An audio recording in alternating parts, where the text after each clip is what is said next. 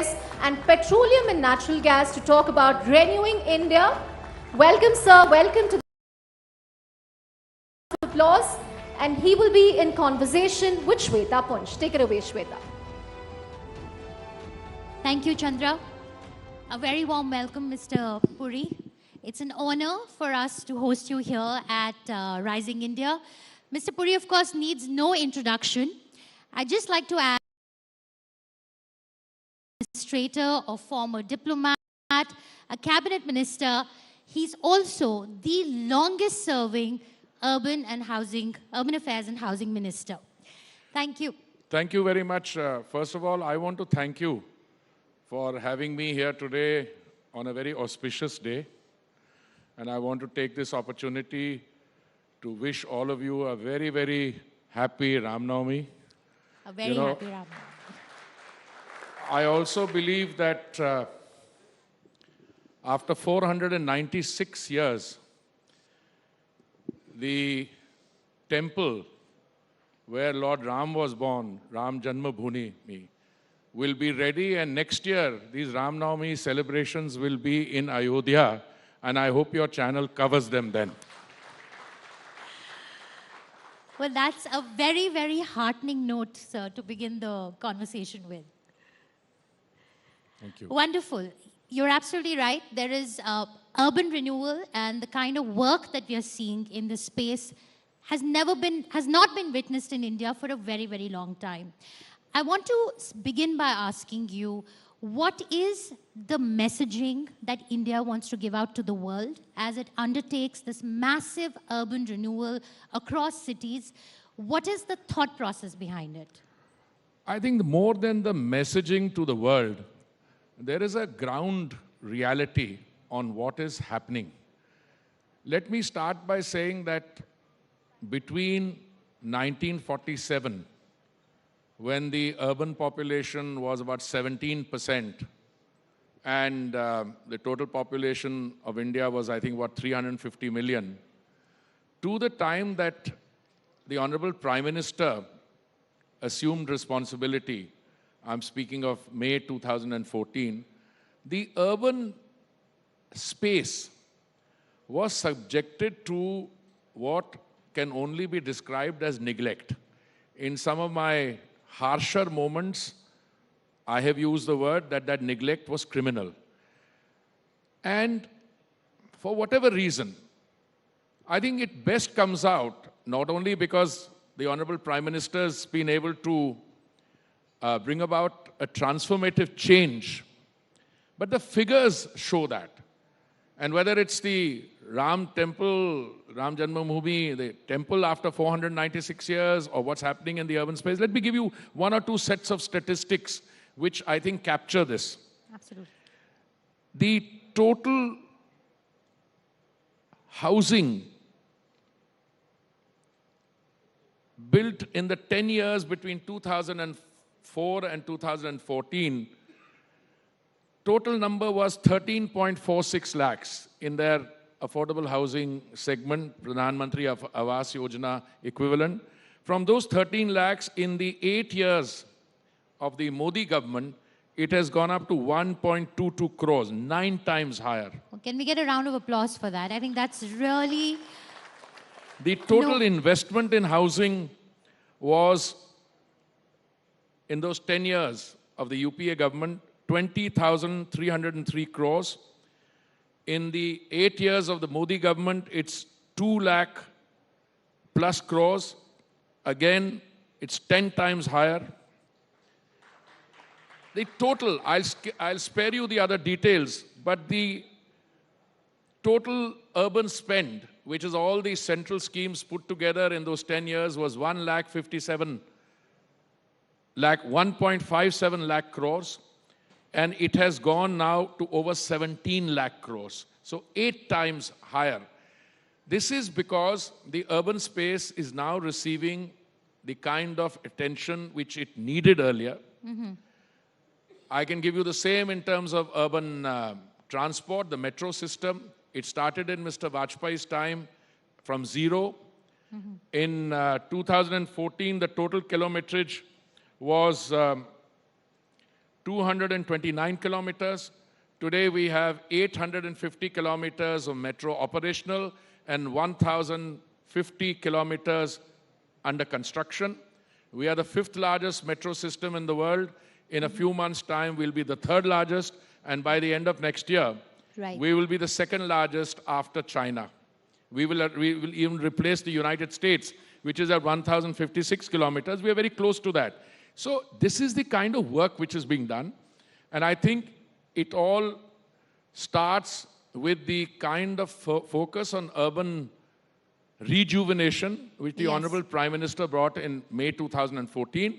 That is reflecting in the work which is being done in all the schemes, which are cooperative federal schemes. Right. So, Mr. Puri, we are looking at reimagining a lot of historical sites. You started by saying that next Ram Navami, we will be celebrating at the Ayodhya Ram Temple. We are redesigning 6,000-year-old cities. How heritage marries the contemporary architecture that India is looking at introducing right now? How are you maintaining that balance? See, I can answer your question either in a general philosophical way, and I see many more educated and enlightened people who do a better job than me on that, but let me give you some examples.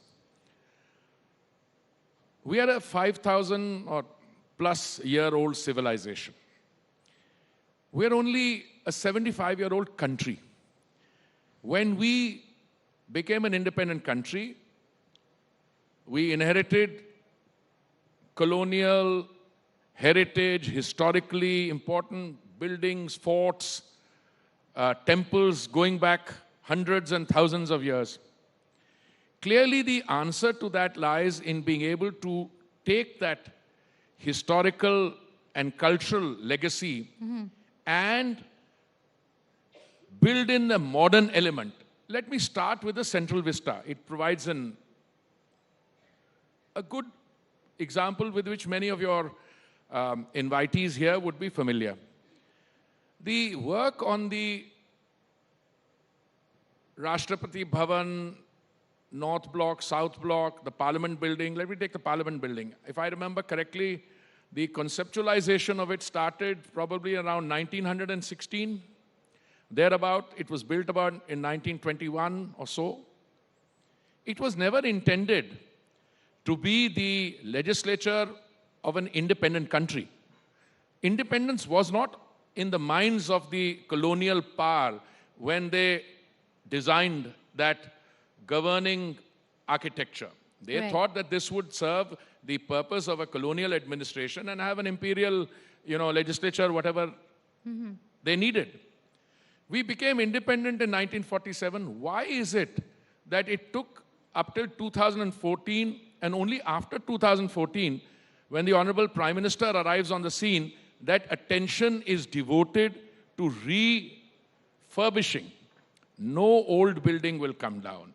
The old parliament will So you did face a lot of flack on the Central Vista project. There was concerns raised on whether heritage buildings will be hurt. Would you like to say something to allay those concerns? I can tell you that I want to thank you for asking this question.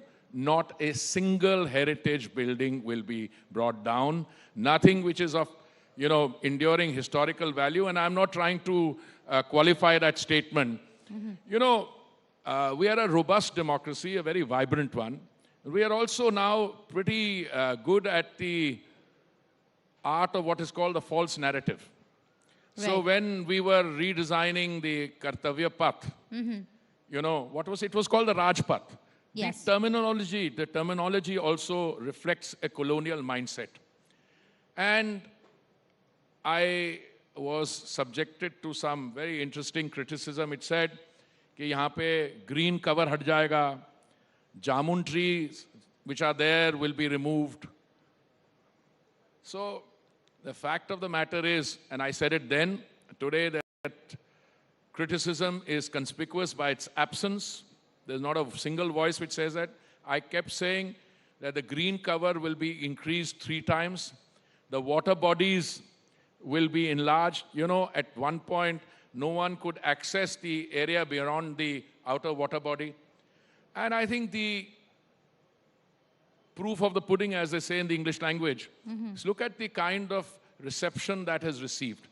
Equally, all the other components. We were paying 1,000 crores, we still are, by way of rent for government to be housed, offices of government to be housed. Right. And some of the construction which took place in the 1960s, you know, one of the buildings in which one of my ministries is situated, I don't know where the architectural or design inspiration came for those. But, you know, the fact of the matter is there's no parking, there's no space. They're like, I don't like using the word slums because I always prefer calling them informal settlements. But these are really urban slums. So you'll have, instead of that, new buildings, modern, well-lit, using the best, a more conducive working environment, and it's all work which is taking place right now. I want to switch gears a little bit from urban planning to a little bit of politics. To politics, since we're running out of time. I want to ask you about what Mr. Gandhi has been saying. He's been playing the victim card. And we had Mr. Amit Shah here yesterday who spoke about how he was interrogated by federal investigators and he was being forced to name Prime Minister Modi as one of the key conspirators. So I want to get a reaction from you on how do you view Mr. Gandhi's politics, whether it is his comments on Mr. Savarkar or it is him undermining India's democracy when he's visiting abroad, or it is him playing the victim card?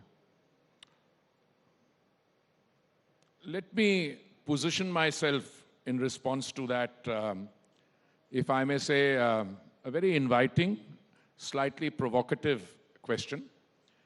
And let me respond to that by separating the different components.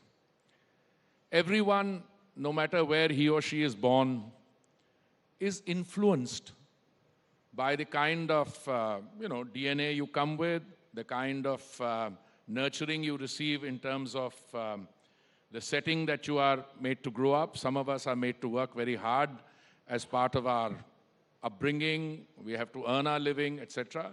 And many more people are perhaps more fortunate. They have, and that results in a sense of entitlement. I'm not going to say on what A said or B said. I'll come to what Mr. Shah said, and I fully empathize, and I think he's making a very, very, very important point. But let me say that a comment made by any Indian politician about Veer Savarkarji. Let me come to that. Look, I'm a student of history, and what I know from my study of Indian history is that a lot of people made outstanding contributions. They made sacrifices of a very high order, and Veer Savarkarji was one of them. He's probably going to be in any listing that you attempt, he'll be right at the top of that listing. Sentenced to life imprisonment. Okay? Now, to compare yourself in terms of what Savarkarji's contribution is, and by the way, I'm married to a Maharashtrian, so that sentiment runs even deeper in the state of Maharashtra. It resonates with all of us. I'm not surprised at the reaction that has taken place, including from the so-called allies of the Congress party. They've all taken exception to those comments. I was also asked a question on this, and I said, wait a minute, and I made a comment. I stand by that comment. But let me come to what exactly is the issue we are discussing today. In a statement which is in the public domain, the young leader, not so young, he's past 50, said he named 3 members of one community, Mr. Nirav Modi, Mr. Lalit Modi, and he named the Honorable Prime Minister. And then he went on to make the astonishing statement that if you look for other people with that, you'll find many more there. I found that unbelievable. But a particular member of that community sought recourse through the judicial process, and the gentleman has been convicted by a court. So the recourse to that lies through appealing to that and getting a stay. It is a very simple solution. You can turn around, you could have said before the presiding judge that I'm sorry, I didn't mean it, etc. But instead what you are witnessing is black attired fashion shows. You are witnessing other fine forms of melodramatics. Now, is he the first Indian politician to have been disqualified through, from membership through a action which has come through the courts? I don't think so. The figure I may not have, somebody mentioned 12, I think it's 17. 17 people have been so disqualified. Right. Now, the executive, the judiciary, the legislature, these are all important segments in a democracy. And his disqualification as a member of the House came as part of that. There's no discretion exercise there. Sure. If you are disqualified by court, and there is a long drama about that ordinance which was torn. I was serving as an ambassador outside, and I saw the look on the face of the then Prime Minister when the press report said that the gentleman had torn an ordinance which they had been passed by the cabinet. Now, my answer to that is that this is a politics, a course of action, where I would say very low-level discourse, where they are seeking to pursue. Right. I have very clear views on that, and I think the people of India they have rejected it. Now, to go outside the country, now India is rising. I think that's also the broad Rising theme, India, Rising yes. India. Yes. Are people happy about the Rising India? I think people in India are very happy about the Rising India. People outside are happy about the Rising India. But some people Right. are not that appreciative. They have their other thing. Now, to appeal to them and get them to comment on this, I find this, frankly, juvenile. Juvenile. All right. Thank you very much, Mr. Puri. It was a pleasure speaking with you. We've run out of time. I'll hand it over to Chandra. Thank you very much, Mr. Puri. Some amazing insights on the urban side and a lot of headlines on politics as well. I would like to request you to stay back on stage, sir, because we would like to request you to felicitate the real heroes from the field of innovation. Thank you, Shweta, for moderating the session. Ladies and gentlemen, let's take a look at the first winner in this category.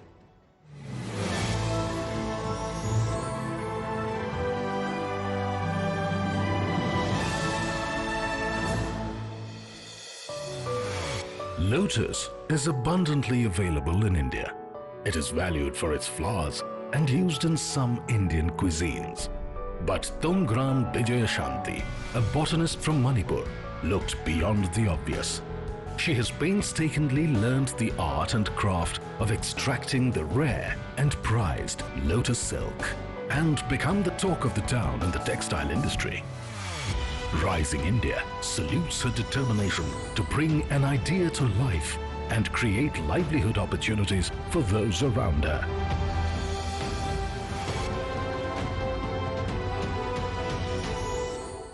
Please welcome Tongram Bijayashanti from Manipur, who owns the innovative startup where the thread is being spun from lotus stem. A huge round of applause for our first winner in the innovation.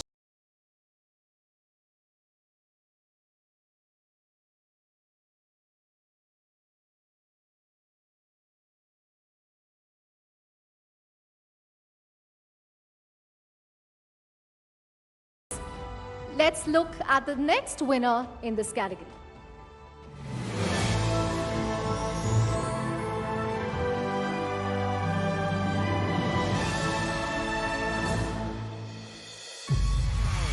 Global challenges such as climate change are straining the world's natural resources, such as fresh water. This impacts agriculture, especially in cultivating crops like paddy, which traditionally require large quantities of water. But in Punjab, hope was born anew, thanks to the efforts of Surjit Singh, who popularized the technique of ridge paddy cultivation. This reduced water requirements even while boosting farm productivity. Rising India salutes this hero for his spirit of innovation to solve critical problems and unlock new possibilities for farmers.